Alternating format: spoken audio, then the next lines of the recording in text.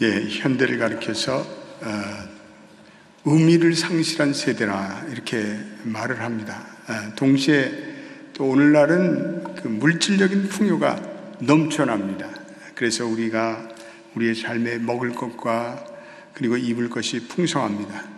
사람들에게 물질적인 풍요가 해결되고 나니까 사람들에게 보다 근본적인 문제가 또 발생했습니다. 그것은 이 마음의 요동입니다. 마음의 흔들림, 마음이 이렇게 쉽게 절망으로 빠지고, 보람을 찾으면서 살아야 되는데 보람된 것이 없습니다. 지난 시대 우리의 고민은 주로 빈곤에서의 해방이었습니다. 그래서 우리 지나가는 사람과 인사를 나눌 때 저녁 잡수셨어요? 진지 드셨습니까? 이런 먹고 사는 인사를 우리는 나누며 살았습니다. 그러나 빈곤의 시대를 벗어난 오늘날은 전혀 다른 차원의 고민을 하고 삽니다. 얼마 전에 한국에서 어느 초등학생이 자살을 했습니다. 그래서 전 국민이 충격을 받았는데 그 자살 동기가 알려지니까 많은 사람들이 쇼크를 받게 됐습니다. 그 자살한 어린 학생의 일기가 발견돼서 그 일기가 공개가 됐습니다. 이 학생은 배가 고파서 자살한 것도 아니고 또 무슨 빈곤이 그를 자살로 몰아간 것도 아니고 잘 사는 가정, 부모의 교육열이 너무나 과도할 정도로 지나친 가정입니다. 그 부모는 이 아이에게 모든 것을 주면서 열성을 다해 키웠습니다. 그래서 학교에서 학교를 마치고 오면 과외만 해도 서너 개를 시키고 근데 그 아이가 느낀 것은 끊임없는 삶의 염증이었습니다. 삶에 아무런 기쁨과 보람이 없었습니다. 죽으라고 시켜대는 공부, 또 과외에 넌덜머리를 냈습니다.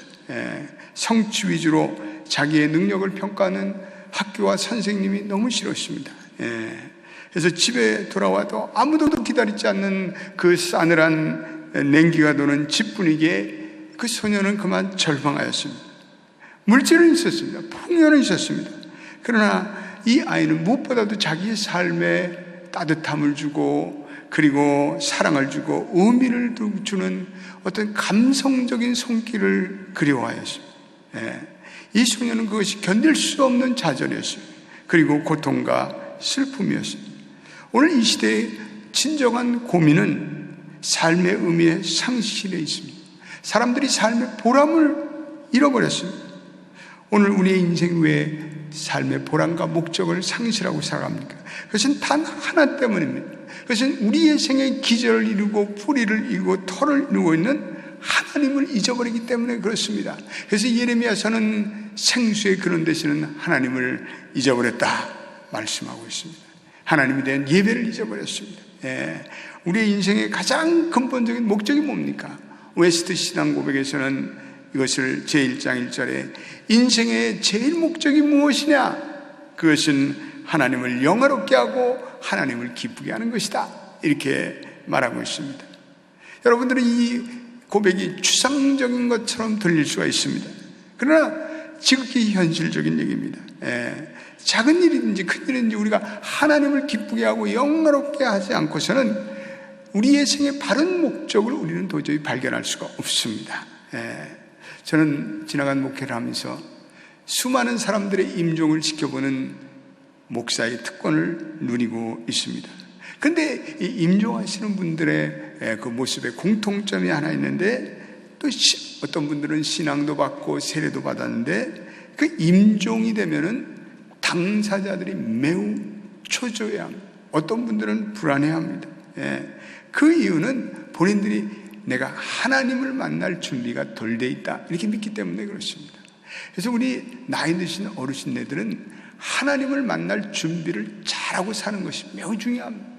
내 인생의 마지막 인생을 정리하면서 이제는 하나님을 만나야 되는데 그 하나님을 만날 때 나의 모습이 어떻게 해야 되는가, 이것을 우리는 늘 염두에 두면서 살아가야 합니다.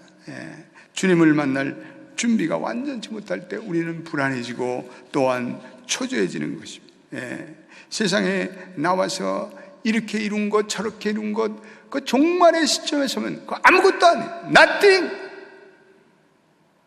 마지막 우리의 종말의 시점에 우리가 던지는 질문은 단 한 가지밖에 없습니다. 그것이 우리의 종말론적인 마지막 우리가 던져야 할 질문입니다. 오늘 저와 여러분들이 예배자로 이 예배에 나왔습니다. 여러분들이 꼭 하나님 만나고 돌아가시기를 주의 이름으로 축원드립니다. 우리는 예배를 통해서 하나님을 시간 만나야 합니다. 우리는 세상을 떠날 때 주님과의 완전한 만남을 이루시는 우리 여러분들 되시기를 주의 이름으로 축원합니다. 오늘 우리가 읽은 이 시편 24편은 예배를 드리는 참된 예배자의 모습이 잘 그려져 있습니다. 저와 여러분들이 매주마다 이렇게 나와서 예배를 드리는 그 목적이 뭐라고 생각하십니까? 여러분들이 왜 예배를 드리러 나오십니까? 예배를 통해서 우리는 무엇보다도 우리는 하나님의 소유라는 궁극적인 진리를 우리는 확인해야 합니다. 오늘 그러므로 24장 1절은 24편 1절은 참 놀랍고 장만 선언입니다. 우리 24편 1절을 한번 같이 읽어보겠습니다. 시작. 땅과 거기에 충만한 것고 세계와 그 가운데 사는 자들은 다 여호와의 것이로다. 이 세상의 만물이 다 하나님의 것입니다. 천하 만물 가운데 점과 같이 미미한 우리의 존재지만 내가 독특한 내가 될 수 있는 것은 나는 하나님의 소유이기 때문에 그렇습니다. 우리가 하나님의 것이라고 한다면 우리가 가진 모든 소유도 사실은 하나님의 것입니다. 우리는 이것을 인정해야 합니다. 우리가 이것을 인정할 때 우리의 삶에 무언가 뚜렷한 삶의 방향 설정이 이루어집니다. 내 믿음의 터가 자리 잡힙니다. 내 생명, 내 건강, 내 가진 것, 나의 비즈니스, 내 자녀, 나의 집, 다 하나님의 것입니다. 땅과 거기 충만한 것과 세계와 그 중에 거하는 자, 그 중에 거하는 모든 자들이 다 여호와의 것이로다 라고 말씀하고 있습니다. 황혼역에 모래사장에서 아이가 열심히 모래성을 쌓고 있었습니다. 커다란 저택도 세우고, 그리고 멋진 성도 만들고, 그리고 웅장한 빌딩도 만들고, 이 아이는 지어지는 그 모래성의 그 화려함에 그는 만족을 표합니다. 그런데 시간이 흘러서 이제는 석양이 뉘웃뉘웃지는 석양 때입니다.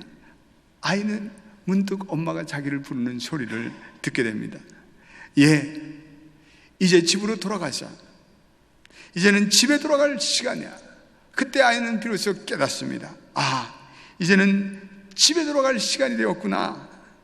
그 쌓아올렸던 수많은 성들, 그 쌓아올렸던 수많은 모든 집들, 건물들, 그것을 이제는 다 뒤로하고 어머니와 함께 자기의 집으로 돌아가야 합니다. 여러분, 이것이 우리의 인생이 아닌가요? 우리의 소유로 착각했던 우리가 쌓아올린 모든 큰 금접탑들, 모래성 같은 것들, 우리 주님 부르시는 날 우리는 다 뒤로하고 우리는 호련히 떠나야 합니다. 모래성과 같은 우리의 인생의 한계성, 우리의 유한성, 우리는, 저와 여러분들은 결코 잊어서는 안 됩니다. 예배란 무엇보다도 나의 현재에 가진 것이 나의 것이 아니라고 겸손함을 깨닫는 시간이죠. 나는 하나님의 것이요, 내가 가지고 있는 모든 것들, 그리고 이 땅의 모든 것들을 하나님의 것으로 선언하는 것이 바로 예배의 시작입니다. 이 예배 시간에 우리는 하나님의 것이라고 선포하는 그러한 믿음으로 나가는 것. 주여, 모든 것이 주의 것임을 인정하게 하옵소서 라는 마음으로 여러분들이 매주 나와서 예배 드리시기를 주의 이름으로 축원드립니다. 그러므로 예배라는 것은 우리의 모든 것이 되시는 하나님을 우선 경배하는 것이다. 예배라는 것은 하나님을 만나는 것이요, 하나님께 나의 모습을 보여드리는 것입니다. 그로 인해 나를 발견합니다. 종교개혁자 칼빈은 그에 져서 기독교 강요에서 이런 말씀을 하고 있습니다. 나에 대한 지식이 없이는 하나님에 대한 지식이 없다. 그리고 그 다음 장에서 하나님에 대한 지식이 없는 자는 나에 대한 진정한 지식을 가질 수 없다, 이렇게 말씀하고 있습니다. 참 깊이 있는 말씀입니다. 하나님을 부인하는 한 나의 존재는 아무런 의미가 없습니다. 내가 또한 내 자신을 잘 알 때 비로소 또한 하나님을 알 수가 있습니다. 하나님을 아는 것과 내 자신을 아는 것이 한 사건 속에서 동시적으로 일어나고 있습니다. 우리는 하나님을 예배하는 동안에 우리가 누구인지를 잘 알게 됩니다. 우리는 예배하는 가운데 우리의 적나라한 현실을 깨닫게 됩니다. 그리고 하나님을 밝히 알게 됩니다. 이것이 예배의 본질입니다. 그러므로 예배는 우리의 인생의 가장 소중한 일이 되어야 합니다. 그러므로 예배만은 우리가 진실되게 드려야 합니다. 여러분, 예배 시간에 와서 오리발을 내밀면 되겠어요? 예배 시간에 와서 딴 생각하면 되겠어요? 예배 시간에 위선적인 자세로 예배 드리면 되겠어요? 예배만 진실되게 내 삶의 모든 것을 다해, 그리고 하나님 앞에 정직하게 서서 우리는 예배 드려야 합니다. 여기에 바로 내 존재의 의미가 있고 내 자신의 정체성과 우리의 생명의 뿌리가 바로 이 예배에 있기 때문에 그렇습니다. 그러므로 우리의 예배는 항상 삶의 중심부가 되어야 돼요. 예배를 드리는 날은 우리의 삶의 최우선 순위가 되어야 돼요. 어떤 분들은 주일 예배를 중심으로 모든 삶의 스케줄을 짜는 그러한 예배자들이 있습니다. 여행을 하다가도 주일날은 꼭 돌아와서 본교회에서 예배를 드리는 그런 분도 있습니다. 만약에 여러분들이 부득한 일로 돌아올 수 없다면 어디에든지 우리는 예배를 드려야 합니다. 이렇게 예배를 중심으로 놓고 사는 사람들에게 하나님은 은혜를 베푸십니다. 그런데 어떤 사람들은 예배를 드리는 것이 자기의 삶의 우선순위가 아닌 사람들이 있습니다. 주일날 누가 어디 가자면 그래 가자, 그리고 그 사람을 그냥 줄레줄레 따라가는 그런 사람들이 있습니다. 여기는 아닌데 저 시애틀에 있는 교회들은 날씨만 좋으면 교회에 그냥 예배 좌석이 텅텅 비어요. 어디 갔노? 다 낚시 간 거예요. 낚시. 그래가지고 낚시해서 그냥 고기를 잡아가지고, 그래가지고 그걸 또 목사님한테 가지고, 목사님 좀 잡수세요. 목사님 기분이 좋으시겠어? 당신들이나 많이 먹은. 하나님께 예배를 잘 드려야지. 우리는 예배가 우리의 생명의 우선순위가 되어야 합니다. 사랑하는 교회, 우리가 만사를 제쳐놓고 우리는 예배를 잘 드려야 합니다. 그리스도인들은 예배를 통해서 하나님의 생명을 우리는 공급받을 수가 있습니다. 여러분 아마 이런 경험이 있을 거예요. 아마 예배를 안 드리고 한 넉 주만 지나 보십시오. 그러면 그때부터 뭔가 내 삶에 꼬이기 시작한, 뭔가 부부싸움이 터집니다. 뭔가 알 수 없는 일들이 계속해서 꼬리를 물고 일어납니다. 사건들이 줄을 이어 발생합니다. 이건 뭐가 잘못돼요? What is something wrong? 예배를 잊어버렸어요. 예배가 없는 사람은 죽은 사람이에요. 예배가 없는 사람이 영적으로 사망자예요. 예배가 중심이에요. 예배가 잘 이루어지면 내 영혼이 잘 되고, 그리고 그 영혼이 잘 된 같이 범사가 잘 될 줄로 믿습니다. 우리가 예배자로 쓰는 것이 우리의 존재의 가장 핵심자인 하나님 앞에 우리가 서는 것입니다. 인간은 하나님과 깊은 관계를 맺으며 살아갈 수 있도록 그렇게 창조가 됐어요. 우리 인간의 모든 DNA에는 하나님을 예배하도록 그 DNA가 우리 안에 장착이 되어 있습니다. 그래서 우리는 예배를 드릴 때 비로소 우리의 인간의 가장 자연스러운 모습으로 살아가게 됩니다. 제가 뉴욕에서 부교육자로 이렇게 예배 사역할 때 어느 할머니가 얼마나 교회 예배를 성실하고 열심히 드리는지 몰라요. 주일 예배 나와서 이 맨 앞에 나오셔서 그래서 예배를 열심히 드리고, 근데 이 할머니가 또 기가 안 좋으세요. 근데 설교를 들으면서 힘이 매우 드는 것 같았어요. 그렇지만 주일날은 꼭 이 맨 앞자리에 와서 예배를 드리는 거예요. 그래서 제가 그 할머니가 너무 예배를 귀하게 드려서 제가 그 할머니께 이렇게 물은 적이 있어요. 할머니, 왜 주일마다 와서 예배를 드리시죠? 그랬더니 그 할머니가 답변하는데, 목사님, 이유는 잘 모르지만 주일날 예배를 드리고 나면 한 주일 내내 기분이 훨씬 더 좋습니다. 기분이 좀 나은 느낌이에요. 그런 얘기를 해요. 저는 할머니의 얘기를 들으면서 왜 주일날 사람들이 예배를 드리면 그 마음에 어떤 마음이 편안해지는, 그러한 평온해지는 그러한 느낌이 찾아오는 걸까, 이렇게 생각해 본 적이 있습니다. 아마도 그 할머니는 주중에는 손주를 돌봐야 할지 모르죠. 또 며느리 눈치와 아들의 눈치를 보며 사는지도 모르죠. 그런데 주일날 오니까 아마 정서적인 해방감이 있을지도 모릅니다. 그런데 무엇보다도 중요한 것은 그 할머니에게 있어서 주일날만은 할머니의 무거운 무언가 그 짐을 대신 져 주시는 분이 계시다는 거죠. 그 주일 하루만 그 할머니는 어린아이와 같은 심정으로 푸근히 기댈 어떤 아버지가 계신다는 거예요. 그 주일날만은 그 할머니의 무거운 짐을 대신 져주시는 분이 있는데 그분이 바로 아버지 아닙니까?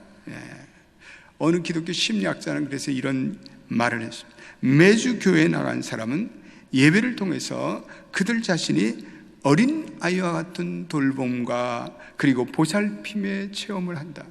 예배를 드리고 나서는 우리는 하나님이라는 자상하고도 따뜻한 아버지의 품에 앉아서 우리가 응얼거리기도 하고 칭얼거리기도 하고 우리가 이 모든 돌봄을 받고 그리고 나머지 주관을 책임 있는 어른으로 살아간다.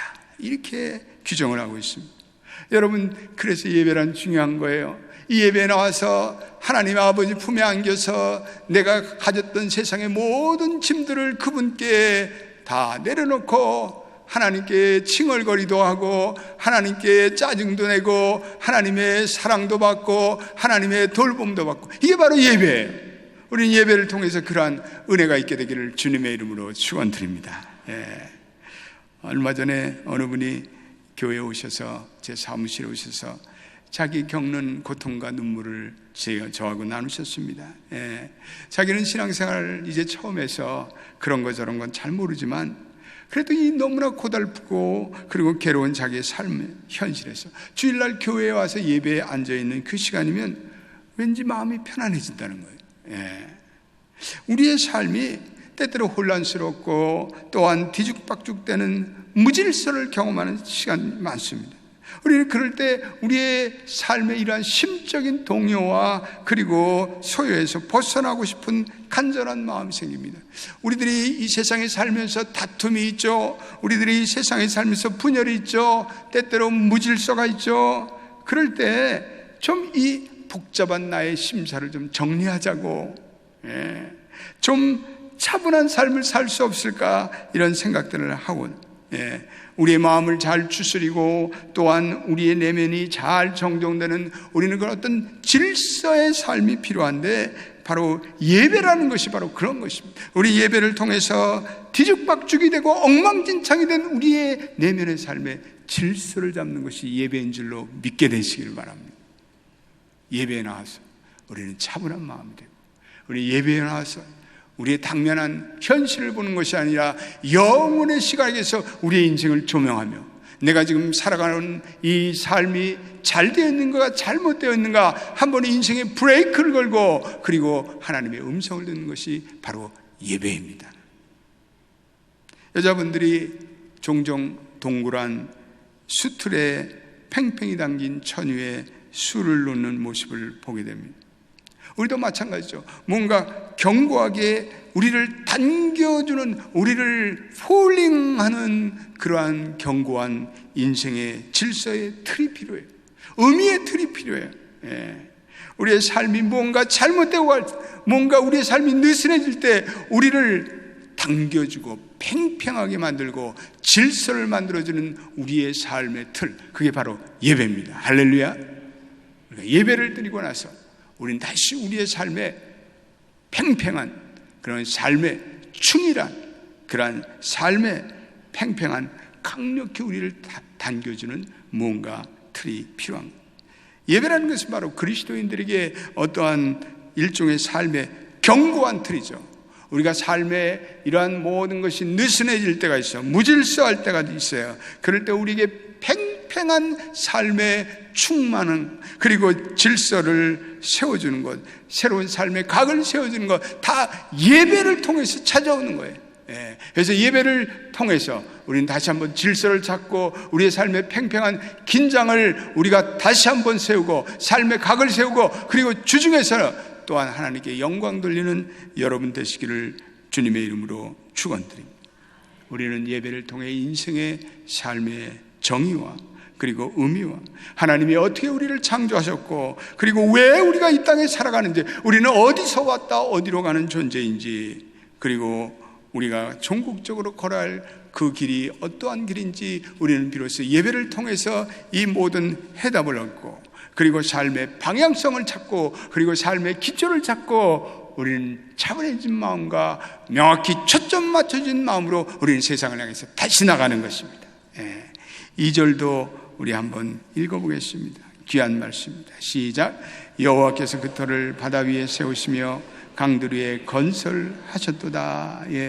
하나님이 만들어 가시는 세계는 무언가 질서와 의미를 준다는 거죠. 바다와 강이라는 것은 가나안 신비 종교에 있어서 하나님의 질서를 파괴하는 세상적인 악한 세력인데, 그 악한 세력 위에, 혼돈의 세력 위에 하나님께서는 바다와 강을 통제하시고 그 위에 하나님의 질서 있는 세계를 세워가신다, 이렇게 말씀하고 있습니다. 오늘 바다처럼 흉흉하고 강물처럼 변화무쌍하게 흘러가는 세월 속에서 하나님은 우리의 진정한 터가 될 때 우리는 우리의 삶의 기반이 든든합니다. T.S. 엘리엇이 말한 것처럼 광야 같은 사회에 삭막한 일이 많습니다.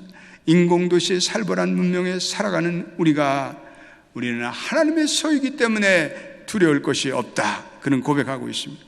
하나님은 흑암과 혼동 중에서 세상을 만들어감을 우리는 기억해야 합니다. 우리는 어떠한 인생의 혼돈과 절망의 파도가 풍파가 일더라도 우리를 안정케 하시고 안복케 하시는 우리는 그 하나님을 우리는 기억할 수 있어야 합니다. 그래서 우리는 그 하나님의 품에 안겨서 우리는 악한 세상을 믿음으로 우리는 승리해 나갈 수가 있습니다. 오늘 세 번째 참된 예배에는 예배자로서 우리 정결한 삶이 있을 때 그 예배를 하나님이 영광 받으신다. 3절 4절도 우리 한 번 더 읽어보겠습니다. 귀하고 복된 말씀입니다. 시작. 여호와의 산에 오를 자가 누구며 그의 거룩한 곳에 설 자가 누구인가? 곧 손이 깨끗하고 마음이 청결하고 뜻을 허탄한 데 두지 아니하며 거짓 맹세 아니하는 자로다. 오늘 예배자가 진정한 예배를 드리기 위해서는 예배자로서의 깨끗한 삶을 살아가야 한다는 거죠. 예배라는 것은 예배의 장소가 결정되는 것이 아니라 예배를 드리는 사람들의 마음과 인격에서 결정된다는 것입니다. 오늘 참되게 예배한 자는 손이 깨끗하고 마음이 청결한 자라다. 하나님은요, 마음이 청결한 자를 좋아하세요. 선하고 긍휼한 마음을 좋아하세요. 그런 자들에게 하나님은 은혜를 베풀어 주세요. 거짓 맹세하지 않는 자로. 우리가 살아가면서 너무나 많은 거짓말을 하고 살아요. 우리 한국 사람들은 거짓말을 그냥 일상처럼 하고 살아가요. 그런데 이 거짓말과 윗선으로 둘러싸이는 이 모습 속에서 그래도 주일날은 여러분들이 나와서 하나님 앞에 내 거짓된, 내 세속적인, 내 하나님 앞에 바르지 못한 모든 것들을 회개하고 뉘우쳐야 돼. 그래서 예배자로 다시 서야 돼. 오늘 하나님께서 이러한 깨끗한 마음, 정직한 마음으로 나오는 자에게 하나님께서는 두 가지 복을 주신다고 오늘 성경은 말씀하고 있습니다. 하나님은 선한 마음으로 나오는 자에게 주시는 복이 있는데 그것이 오늘 5절 말씀입니다. 여기에 하나님이 주시는 두 가지 은총이 있는데 우리 5절도 읽어보겠습니다. 시작. 그는 여호와께 복을 받고 구원의 하나님께 의를 얻으니. 할렐루야. 거기다 여호와께 복을 받고, 여러분 거기다 동그라미를 쳐서 귀한 말입니다. 여호와께 복을 받고 하나님께 진심으로 예배하는 자에게 여호와는 복을 주시고, 그리고 구원의 하나님께서 하나님의 의를 주신다. 두 가지 은총이에요. 첫째로는 복을 주신다. 이 단어는 아쉬레라는 이러한 단어를 쓰고 있는데, 저와 여러분들이 이런 하나님의 구원의 역사의 리듬에 맞춰 살아갈 때 이 세상의 모든 것을 소유한 것 같은 마음의 행복을 느낀다는 그런 말씀입니다. 오늘 이러한 생의 진정한 하나님이 주시는 만족감을 누리며 사는 자는 인생에 있어서 복이 있는 자라. 시편 1편에 복이 있는 자라. 우리 옛날에 순천자는 흥하고 역천자는 망한다. 하늘의 도리에 순응하는 자는 살아남고, 그리고 하늘의 도리에 어긋난 자는 망한다. 그 말씀이 결국 모든 것이 물 흘러가듯이 순리대로 살아야 그 복을 받아요. 보면 독재자들 보면 자기의 모든 것을 이렇게 얻으려고 온갖 베라벨 정치적인 그런 것을 하고 사람을 죽이고 테러를 하고, 그런 자들은 다 하나님의 순리가 있기 때문에, 역사의 순리가 있기 때문에 살아남지 못합니다. 이제 보십시오. 북한 정권이 조만간에 이제는 몇 년 안 남았습니다. 얼마나 많은 사람들이 북한을 위해서 기도하고 있습니까? 우리 교회도 이 북한에서 기도하는 사람들이 있습니다. 하나님께서 그 모든 영리자의 그 삶을 방관하지 않으세요. 반드시 심판하세요. 우리 생에 여러분과 제가 그것을 보게 될 거예요. 오늘 IS 그 악한 그래서 이라크의 그 젊은 장교들 1,500명을 사관생도를 죽이고, 그런 자들이 무사할 것 같습니까? 다 영리자의 모습입니다. 그들은 결코 흥할 수가 없습니다.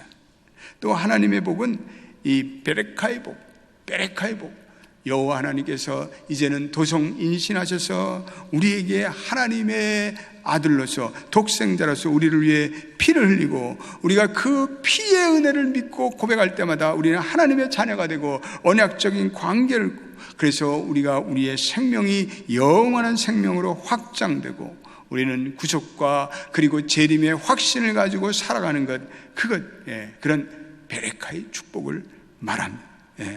우리와 같이 되셔서 우리 자신과 같이 되어 우리 자신을 그분은 내어주셔서, 그분은 무릎을 꿇고 어린 아이와 같은 눈높이가 되셔서 우리의 인생의 필요를 헤아리시고, 우리의 목적을 헤아리시고, 우리의 처지를 헤아리시고, 그래서 그분은 우리의 모든 인생을 잘 하세요. 하나님은 하루에 13번, 아니 20번, 30번, 100번 아이의 기저귀를 거는 엄마들의 수고를 잘 알고 계십니다. 우리 사업이 사람들의 사기로 인해서 하루아침에 넘어가는 억장이 무너지는 마음을 하나님 잘 알고 계세요. 하나님, 우리의 자녀들이 그렇게 우리의 그 돌봄과 우리의 사랑도 저버리고 우리를 가슴 아프게 하는 그러한 차가운 이 세상의 현실을 하나님은 잘 알고 계세요. 그래서 하나님은 몸을 굽히셔 우리와 같은 눈높이로 다가오셔서 우리를 만나시고, 우리의 예배 자리를 통해서 우리에게 머무시며, 얘야 근심하지 마라, 걱정하지 마라, 염려하지 마라, 내가 너와 함께하며 그 아들 그 딸 언젠가는 돌아온단다. 너의 사업도 염려하지 마라. 지금은 어렵지만 이제는 언젠가는 내가 너의 사업도 다시 회복시켜주마. 우리는 예배를 통해서 이런 하나님의 모든 영감과 위로와 임재를 우리는 경험하는 것이 바로 예배의 자리인 줄로 믿게 되시기를 주의 이름으로 축원드립니다. 오늘 하나님께서는 우리에게 왜 예배자에게 은혜를 주시냐? 그 하나님 우리에게 의를 부여하시기 때문입니다. 여러분, 우리의 죽음의 마지막 순간에 우리가 서야 할 우리의 모습, 지식이 무슨 소용이 있어요? 명예가 무슨 소용이 있어요? 돈이 무슨 소용이 있어요? 여러분, 나이가 들어보시면요, 한국 사람, 미국 사람, 노인들이 똑같아요. 영어 못해도 그냥 그 사람들이 자기 말 그냥 서로 나누고, 그냥 understand, 서로 감정을 나누고요. 나이 들어보세요. 모든 사람이 다 마찬가지인 것 같아요.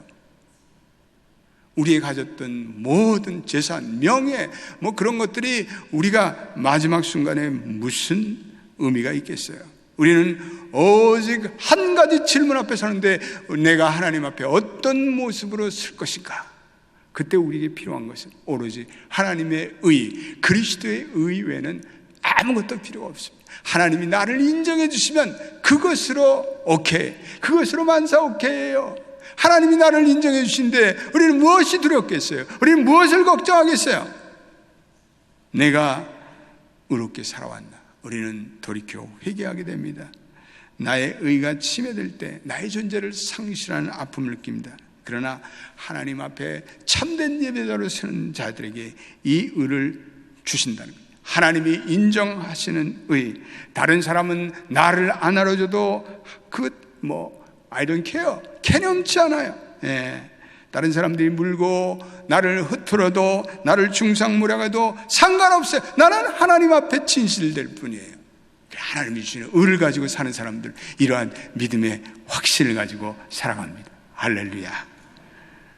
내가 그분의 의를 소유하고 있을 때 나는 하나님 앞에 홀가분하게 그리고 담대하게 하나님 앞에 주여 내가 하나님의 예배자로 서 있습니다. 우리는 그리스도 안에서 하나님께서 우리의 의를 인정해 주시고 그리고 나를 용납해 주시고 그것이 여러분과 제 최후의 소망이며 최후의 기쁨이 되시기를 예수의 이름으로 축원드립니다. 오늘 아침도 저와 여러분들이 이 마음의 심령의 문을 열고 이 창조주며 모든 것에 근원 되시고 우리에게 베레카의 복을 내주시며 아실의 복을 내주시며 그리고 우리에게 하나님의 영원한 의를 베푸시는 그 하나님을 우리의 마음으로 활짝 열고 모시고 그리고 예배함으로 여러분들이 영적으로 충전받고 세상을 향해서 달려나가는 여러분 되시기를 주의 이름으로 축원드립니다.